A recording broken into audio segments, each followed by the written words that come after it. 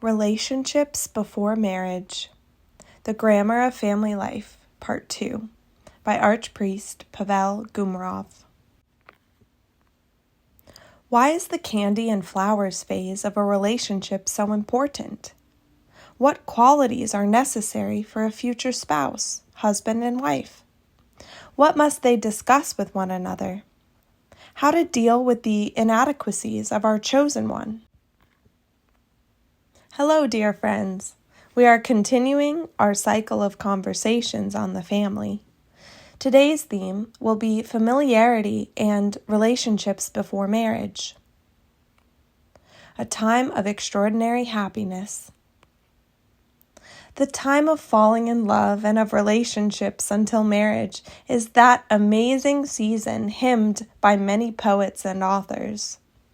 When psychologists ask people to imagine and demonstrate what a smitten man experiences, usually most people show on their faces a feeling of flying, as some soaring bird. Incidentally, when they ask people to imagine love, usually they call for their partner and hug him, to show that they are not alone and that love is precisely the desire to do something for another, to comfort him, to caress him. And falling in love is rather the sort of euphoria that a man experiences because it is pleasing for him to be eternally near the other.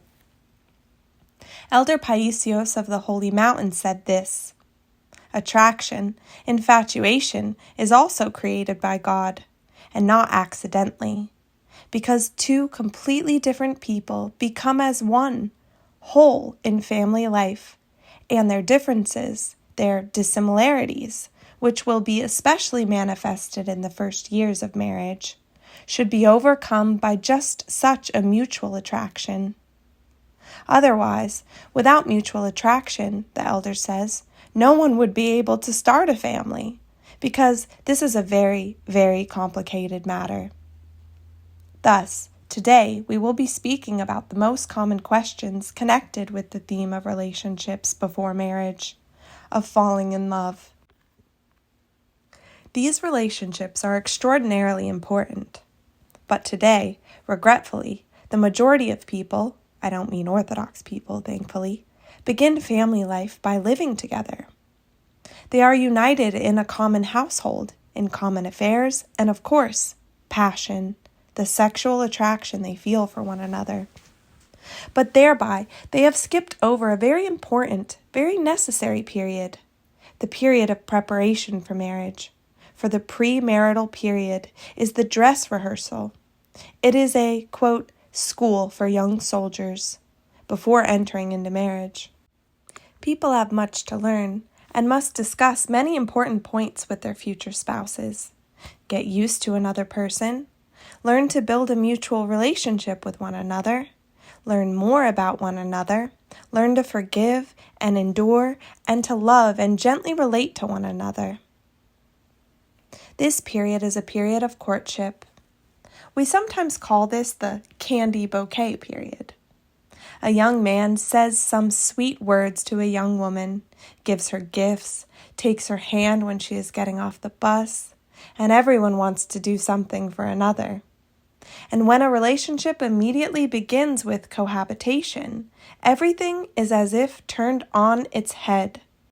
The man, the future head of the family, is not taking care of the girl, but more likely the girl is taking care of the man, because she has a very serious motive for the relationship: to go, in the end, with her companion to the justice of the peace so that their common law marriage would end with a real marriage.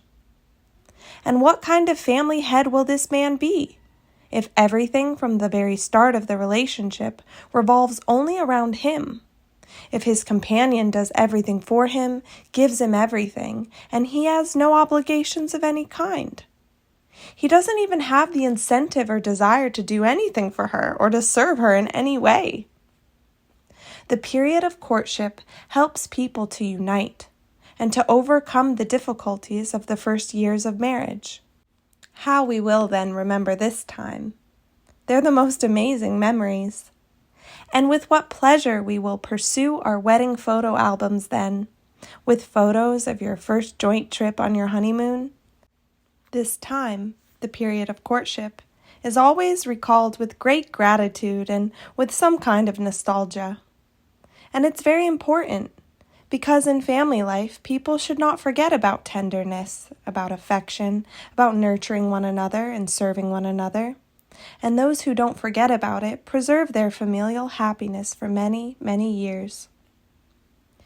If there's a question of faith, thus, a guy and girl meet, they like one another, they're now dating, and even, maybe, are beginning to think about marriage. What issues need to be discussed before setting out to sea under the name of marriage? What should be found out about one another before the relationship becomes really serious? It's a big mistake when people think that their companion possesses some kind of telepathic gift and will understand by himself everything you need and want. And those who think that as soon as they get on the tracks of family life, their engine will drive itself and everything will be good for them are mistaken. I repeat that it's a huge mistake and that it's necessary to discuss the important points of common life before marriage. In the first place, it's necessary, of course, that there would be a unity of faith between the spouses. People somehow forget about it and often remember it in marriage only when conflicts have already arisen. To go to church on Sunday or to go on a picnic? Where to take our kids on Sunday? Before marriage, they didn't discuss it, but this question, the question of unity of faith, the question of church life, is most important, because seek ye first the kingdom of God and his righteousness, and all these things shall be added unto you. Matthew 6:33. The rest is included if people look in one direction, if they walk to God together. If there stands a question of faith, it is absolutely necessary to solve them before marriage. For example, if one of the future halves is an unchurched person, church him, and it's necessary to go to church together, so that he might confess and commune for the first time in his life. It's necessary to manifest some kind of missionary streak here to guide your chosen one to the church. Because if you don't do it before marriage, then in marriage it's unlikely that a person can change.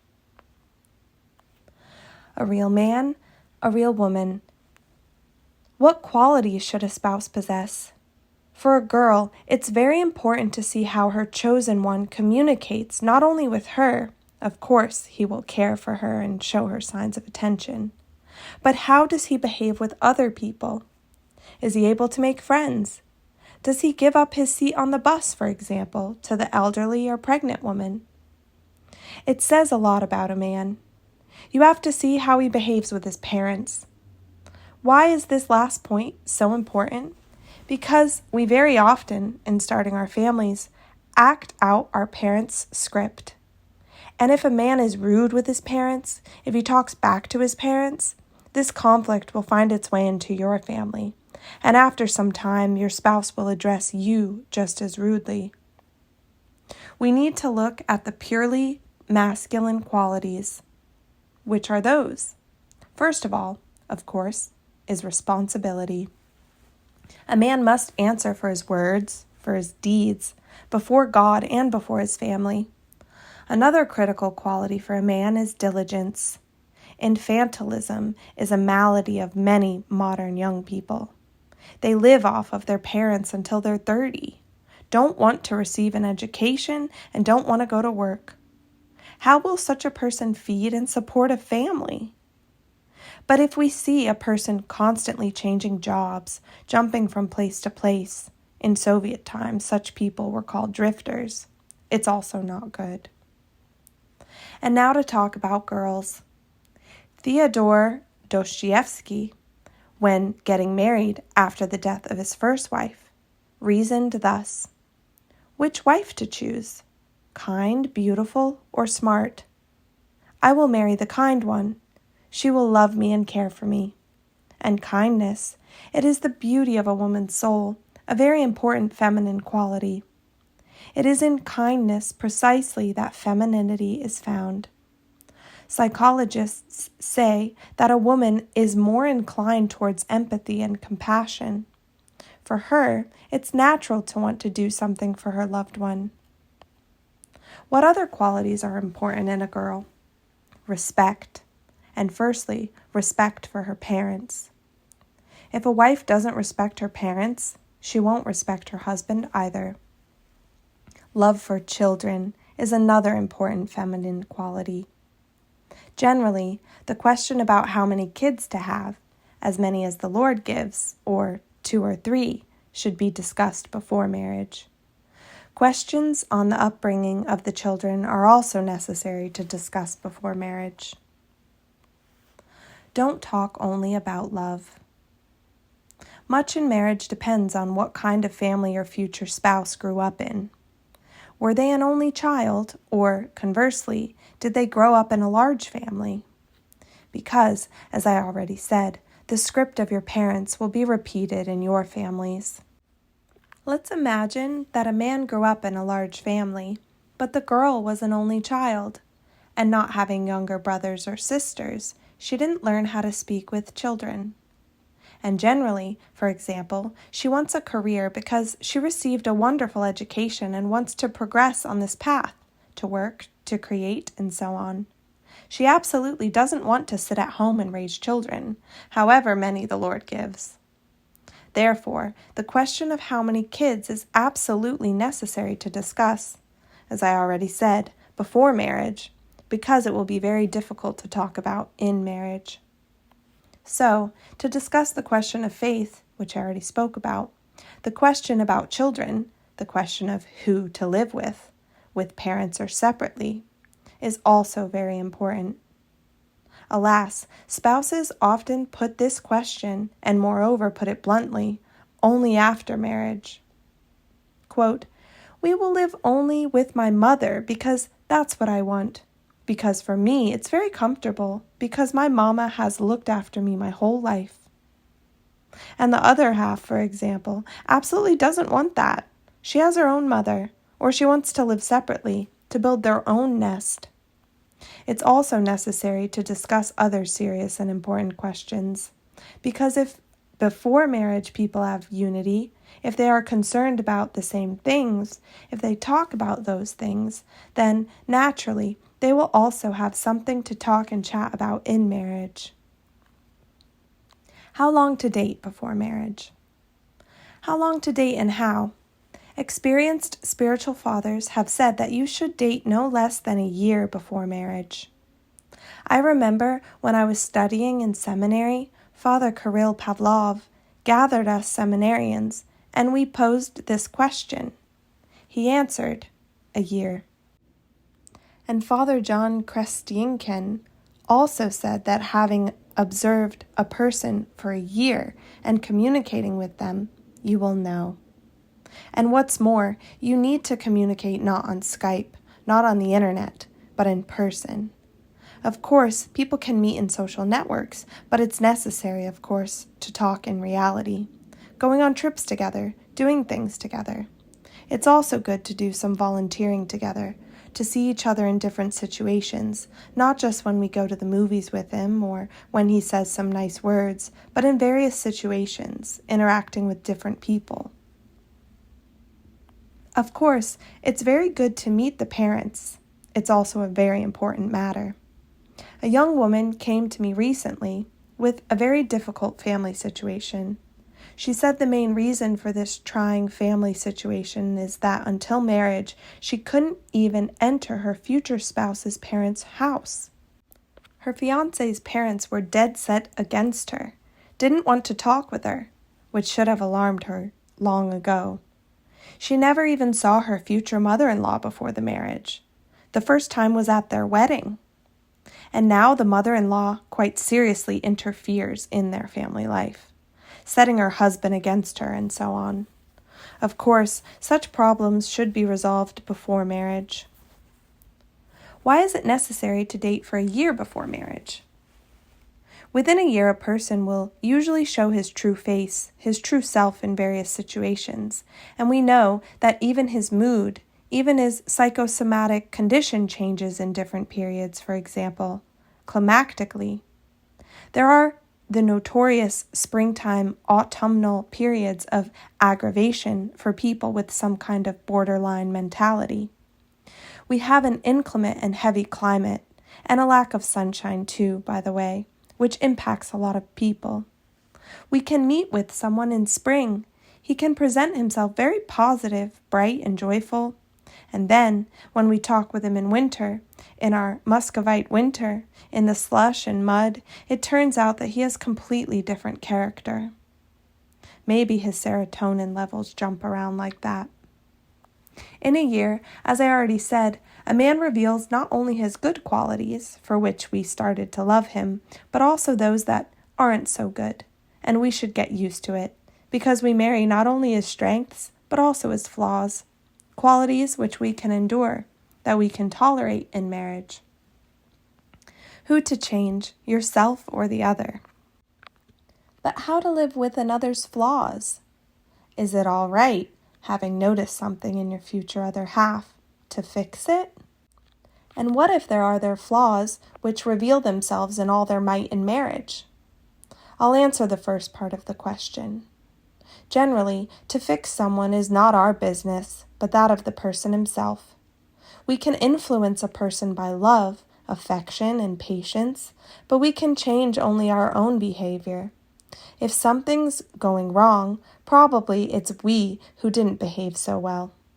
I repeat, to change someone else is a very, very difficult task. Before marriage, you should understand your chosen one's peculiar flaws and whether you can reconcile with them.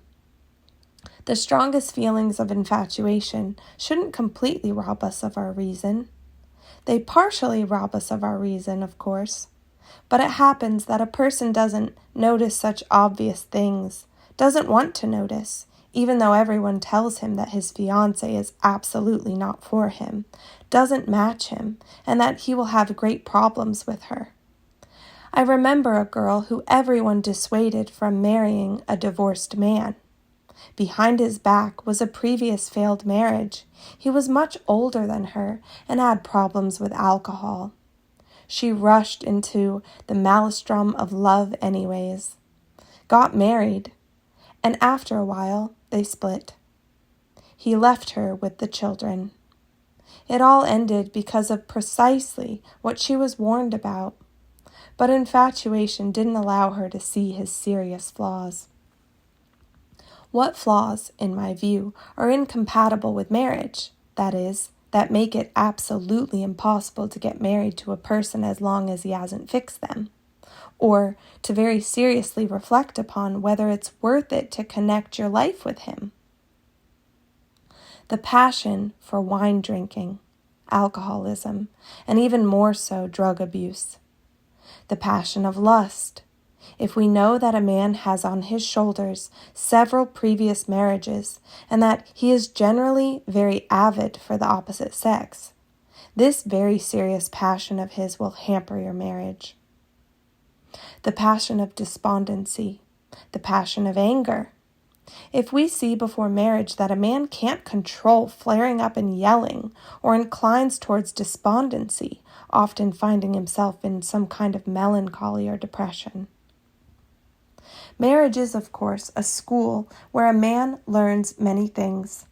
But, as I already said, the period before marriage is a dress rehearsal, a course for young soldiers, and we should, precisely in this period, with so many of our flaws, do battle and fix them.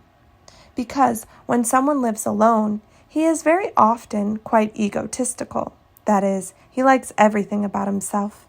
He can sit quite late, for example, behind a computer until 2 a.m. playing games. But he should understand that when he enters into family life, it will seriously annoy and discourage the other person. So we must struggle with such shortcomings, even though they don't seem to bother us. So we must prepare for marriage, inwardly fixing our life, directing it already towards family living. And, therefore, the period preceding marriage is very important. Again, about chastity before marriage. I will say a few words about chastity before marriage. If people begin to prepare for marriage by cohabitation, it very negatively affects their future family life. I say that as a person who is constantly analyzing family conflicts. At their core, more often than not, lies precisely an improper relationship before marriage. For Orthodox people, this is all obvious. Such relationships are a sin, violating the commandments of God. And this sin lays an improper, putrid foundation for your future. Of course, if a person repents, if he corrects his life, the Lord will give him a chance to revive the feelings in his marriage, to amend their lives. But I emphasize again, such premarital relationships hamper us quite seriously later in life. We must understand where the fashion of so-called common law marriages, cohabitation, came to us and when it arrived. It came after the 60s, when schools introduced sex education, and we know very well who did it, who is paying, and why they promote these free relationships before marriage. I think it's simply a program meant to destroy Christian morals. After all, it's known, and, by the way, it's shown by American research, that after cohabitating, divorce, conflicts, and unfaithfulness are 2 times more likely. That's first. Second, people who are cohabitating do not want children for a very, very long time. Women have many abortions. They take handfuls of contraceptives so that, in the end, many become infertile. I repeat, yes, it was a program aimed at destroying our families, at destroying our traditional foundations, at reducing the population of Christian nations. Why should we follow all of this? A man will never find happiness if he begins his life from sin. To be chaste and preserve purity before marriage is the norm. A bride is she who doesn't know yet, as women were always called in Russian, not yet having known her husband.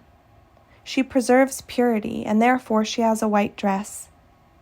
Naturally, chastity before marriage is also the norm for the male side of humanity. On that, I would like to end today's talk. Peace, kindness, and love to you all, my dears. May the Lord save you.